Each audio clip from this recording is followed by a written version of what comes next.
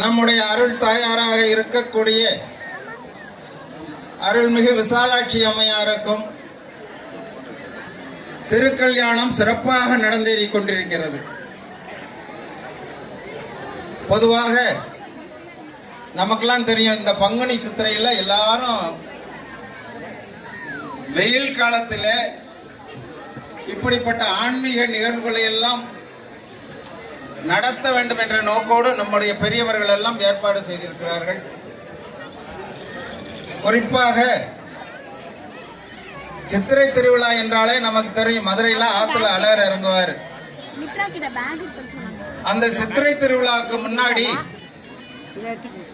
நம்முடைய அருள்மிகு சொக்கநாதருக்கும் அருள்மிகு அங்கேற்கண்ணி மீனாட்சிக்கும் நடைபெறுகின்ற கல்யாணம்லாம் தெரியும். திருக்கல்யாணம்னா மதுரையில் நடைபெறக்கூடிய, அங்கதான் திருக்கல்யாணம்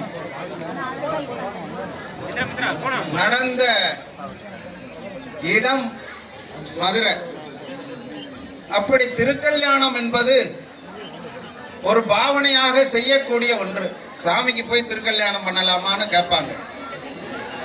ஆனால் அப்படி திருக்கல்யாணங்கள் எல்லாம் செய்து அம்மையப்பராக அவர்கள் காட்சி தருகின்ற பொழுது நமக்கு அருளை வாரி வாரி வழங்குவாங்களாம். நம்முடைய சிவாச்சாரியார் ஒரு அரை மணி நேரம் அற்புதமாக சொல்லி